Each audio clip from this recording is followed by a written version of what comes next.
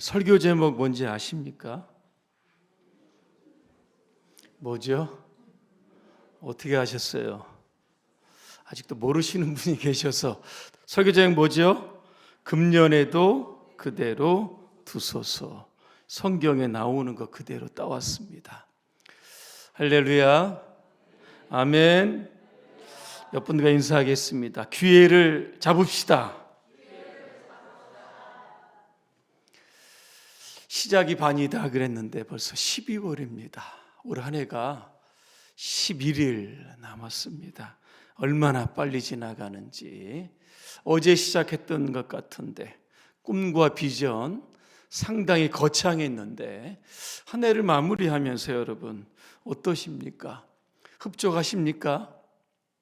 여전히 미흡하십니까? 오늘은 이 기회라고 하는 주제를 좀 말씀을 드리려고 합니다.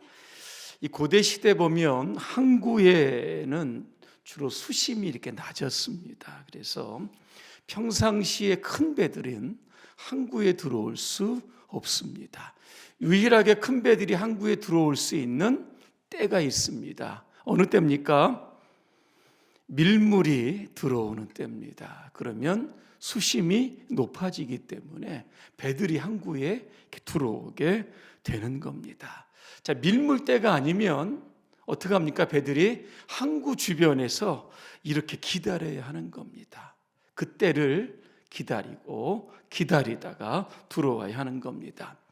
이처럼 밀물의 때를 기다리는 배를 가리켜서 오포르투라고 이렇게 라틴어로 부르게 됩니다. 이 뜻이 무엇이냐 여러분 잘 아시는 opportunity라고 하는 기회가 여기에서 여러분 나왔다라고 하는 겁니다. 셰익스피어는 이 기회를 가리켜서 이렇게 설명을 합니다. 인간 사이에는 간만이 있나니 만조를 타면 행운이 이르거니와. 여러분 만조 아시죠? 밀물이 들어와서 해수면이 가장 높아질 때 이게 바로 여러분 만조 때입니다. 이게 바로 우리 인생의 만조가 되면 행운의 때다 이렇게 이야기합니다. 하지만 이것을 놓치게 되면 삶의 모든 항해가 불행하게 된다 이렇게 이야기를 합니다. 그러나 만조 위에 우리의 지금 떠 있으니 물때가 맞을 때에 흐름을 타야 하거니와 그렇지 못하면 우리의 모험은 실패한다 그랬습니다. 이 만조의 반대말은 간조입니다. 그죠? 썰물이 들어와서 모든 물이 다 빠졌을 때 아무리 뭘 하려고 해도 이게 되지 않고 실패하는 때가 바로 이 간조의 때라고 하는 겁니다. 오늘 한 사람이 나옵니다. 성경에 보니까 또 주인이라고 했습니다. 포도원 주인입니다. 누굽니까? 하나님이십니다. 하나님이 오늘 포도원에 무화과 나무를 심었습니다. 3년 동안 열매를 기다렸는데 열매가 하나도 없는 겁니다. 그래서 포도원지기를 불렀다. 예수님을 상징하는 겁니다. 이거 배워버려라 그랬습니다. 그때 예수님 뭐라고 말씀하십니까? 예, 그렇게 하죠. 그렇지 않고 한 번만 더 기회를 주십시오. 오늘 설교의 제목처럼 금년에도 그대로 두소서 이렇게 부탁을 하는 겁니다. 내가 올 한 해 잘 정성껏 보살필 테니까 혹시 내년에도 열매를 맺지 않으면 그때 제가 베어버리겠다 그렇게 말씀하고 있습니다. 우리 교회 저기 정원에도 무화과 나무가 여러분 있습니다. 아시죠? 모르시는 분 대부분이실 텐데 무화과 나무는 목재로 사용하지 못합니다. 그죠? 굉장히 삐뚤삐뚤하기 때문에 주로 열매를 맺습니다. 무화과가 뭐냐? 꽃 없이 바로 열매를 맺습니다. 그래서 이스라엘에 가보면 겨울이 지나고 봄이 오면 이 연한 잎이 나오면서 첫 번째 무화과 열매가 나오는데 이것을 가리켜서 파게라고 합니다.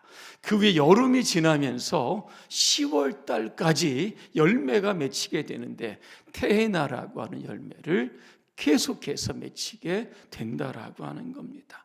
근데 오늘 어찌된 일인지 이 무화과 나무는 열매가 없는 겁니다. 그것도 3년씩이나 없던 겁니다. 무화과 나무 누굴 상징합니까? 이스라엘 백성들을 상징합니다. 하나님을 믿는다고 하는데 열매가 없는 겁니다. 믿는 사람인지 그렇지 않은 사람인지 차이가 나지 않았던 겁니다. 예수님께서 말씀하십니다. 열매로 그 나무를 안다는 겁니다. 좋은 나무는 좋은 열매를 맺고 나쁜 나무는 나쁜 열매를 맺는다 그랬습니다. 이사야 5장에 보니까 하나님께서 극상품 포도나무, 이걸 포도원에 심게 됩니다. 누굽니까? 이스라엘 백성입니다. 참 멋진 열매, 풍성한 열매를 기대하셨을 겁니다. 그런데 가을이 돼서 추수를 하려고 하다 보니까 열매가 맺긴 맺었는데 들포도 열매를 맺었다 그랬습니다. 먹지 못하고 그냥 여러분 버리는 겁니다. 하나님이 원하는 그런 열매가 맺지 여러분 못했다라고 하는 겁니다. 올 한 해 여러분 신앙생활 하시면서 주어진 직분들도 여러분 많이 있으셨을 텐데 우리 하나님께 이 시간 열매를 보자고 하시면 어떤 열매를 여러분 보여드리시겠습니까? 성경에 보니까 열매에 관한 말씀들이 많이 나옵니다. 첫 번째로 우리는 회개의 열매를 맺어야 합니다. 이 마태복음 3장에 보니까 세례 요한이 요단강에서 세례를 막 베풀게 됩니다. 많은 사람들이 왔을 때 그가 이렇게 이야기합니다. 회개에 합당한 열매를 맺어라 그랬습니다. 사람들이 묻습니다. 회개에 합당한 열매가 도대체 뭡니까? 그랬더니 구체적으로 이야기를 합니다. 있는 사람, 부자는 옷까지 좀 나누어 주고 먹을 것을 가난한 사람들에게 나누어 주라고 그랬습니다. 세례는 정한 세율 이외에 더 부과하지 말라 그랬습니다. 군인들 무기 들고 있다고 힘 있다고 사람들 강포하지 말고 거짓으로 사람들 고소하지 말라 그렇게 이야기하고 여러분 있는 겁니다. 회개가 뭡니까? 하나님의 말씀이 들어오면 찔림을 받는 겁니다. 그래서 하나님 편에 돌아서는 것, 이게 회개라고 하는 겁니다. 누가복음 19장에 보니까 세리장 삭개오가 나옵니다. 예수님 만난 이후에 회개에 합당한 열매를 맺습니다. 자신의 재산의 절반을 가난한 사람들에게 나누어 주고 혹 토색한 것, 강제로 뺏은 것이 있다고 하면 4배로 나누어 주겠다, 배상하겠다 그랬습니다. 주님 그 가정에 구원이 이르렀다 말씀하고 있는 겁니다. 우리는 매일매일 그저 하나님 앞에 회개하지만 우리의 삶에 하나님이 원하시는 회개에 합당한 열매가 있는지, 우리의 삶이 신앙의 연륜이 많아지면 많아질수록, 직분이 올라가면 올라갈수록 우리의 삶이 변화가 되었는지를 한번 돌아보셔야 하는 겁니다. 또 하나, 의의 열매가 내옵니다. 의의 열매가 뭘까 이렇게 봤더니 야고보 3장 18절입니다. 화평케 하는 자들은 화평으로 심어 의의 열매를 맺는다 그렇게 나왔습니다. 의의 열매는 화평입니다. 올 한 해 여러분 화평케 하는 자로 내가 살아갔는지 자신을 한번 돌아보자는 겁니다. 내가 가는 곳에 분쟁과 싸움이 있다고 하면 이게 반드시 여러분 잘못된 겁니다. 그래서 오히려 다툼과 분쟁을 그죠 평화로운 그런 것으로 만들어 갔는지를 한번 돌아보시길 바랍니다. 또 하나, 우리는 성령의 열매를 맺었는지를 우리가 한번 돌아봐야 합니다. 갈라디아서 5장 22절에 보니까 첫 번째 열매가 뭡니까? 사랑입니다. 성령은 사랑의 영입니다. 우리가 하는 모든 일의 기본이 여러분 사랑이 되어야 되고 끝까지 사랑으로 끝나야 되는 겁니다.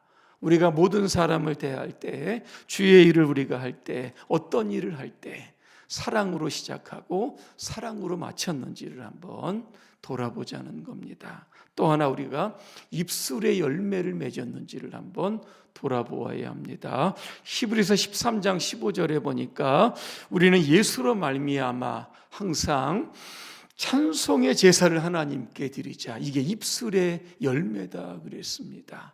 우리 입술로 누군가에게 상처를 주고 아프게 했다라고 하면 회개해야 될 것이지만, 올 한해 하나님 주신 입술로 하나님께 많은 찬양을 드렸다라고 하면 우리는 찬양의 열매를 통해서 하나님의 기쁨이 여러분 되는 겁니다. 오늘 8절과 9절에 이렇게 보니까 오늘 예수님은 하나님에게 부탁을 하는 겁니다. 한 해만 더 기다려 주십시오 그랬습니다. 여러분, 우리는 자꾸 막 실패합니다. 그죠? 연약함도 있고 때로 여러 가지 일로 실패합니다. 예수님이 다 아시기 때문에 예수님은 늘 우리에게 여러분 기회를 주시는 겁니다. 여러분, 아브라함 아시죠? 하나님께서 분명하게 아들을 기다리라고 그랬습니다. 기다리지 못하다가 하갈을 통해서 이스마엘을 낳게 됩니다. 하지만 하나님은 기회를 또 주시죠. 100세에 이삭을 통해서 하나님의 축복의 계보를 이어가게 하셨던 겁니다. 모세도 여러분 그랬습니다. 시내산 올라가서 40주야 여러분 금식하며 기도하다가 율법 가지고 내려왔는데 산 밑에서 사람들 뭐합니까? 우상 숭배합니다. 얼마나 화가 났던지 돌판을 던져서 깨뜨렸습니다. 그 안에 하나님의 율법이죠. 하나님의 백성들이 살아가야 할 지침이 있는데 그것이 깨졌습니다. 하나님과의 관계가 깨진 겁니다. 그때 하나님은 또다시 기회를 주시는 겁니다. 모세가 다시 시내산에 올라가서 다시 그 돌판을 가지고 내려왔던 거 여러분 아마 기억할 겁니다. 베드로도 마찬가지. 예수님 3번 부인했습니다. 그렇죠? 그러나 부활하신 예수님 갈릴리 바다에 찾아가십니다. 고기 잡는 베드로를 향해서 부르시죠. 내가 나를 사랑하느냐 딱 3번 부르시고 내 양을 먹이라 또 그렇게 말씀하십니다. 요한복음 8장에 보니까 가늠하다 잡힌 여인이 있습니다. 사람들은 죽이라고 아우성인데 예수님 뭐라고 말씀하십니까?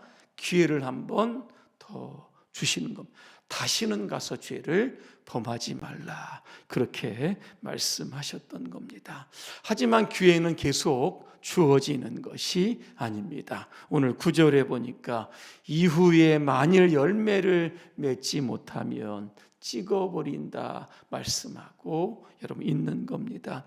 올 한 해 여러분 어떤 열매를 맺었는지 돌아보면 열매가 별로 여러분 없습니다. 어떻게 할까 많이 고민도 될 텐데, 그러나 오늘 주님은 2025년 새해라고 하는 기회를 우리에게 다시 한번 여러분 주시는 겁니다. 이 기회가 여러분 우리에게는 마지막 기회가 될 수도 여러분 있다는 겁니다. 그래서 새해는 그죠? 하나님 주신 기회를 선용해야 할 겁니다. 하나님 원하시는 수많은 열매들을 통해서 하나님이 기뻐하시는 그러한 삶을 여러분 계획하고 준비해 가시기를 주님의 이름으로 축복합니다. 기도하겠습니다. 하나님, 우리에게 열매를 맺을 기회를 많이 주셨지만 우리는 기회를 자꾸 놓칠 때가 많이 있었습니다. 올해도 그랬습니다. 하지만 내년이라고 하는 기회를 우리에게 주신 줄로 믿습니다. 하나님의 은혜요, 하나님의 축복인 줄로 믿습니다. 절대로 놓치지 않을 수 있도록 도와주시고 하나님 맡겨준 시간, 재능, 직분, 이 축복을 가지고 하나님이 원하시는 열매를 많이 거두어 하나님께 드릴 수 있는 그러한 2025년을 만들어갈 수 있도록 우리 모두를 축복하옵소서. 예수님의 이름으로 기도합니다. 아멘.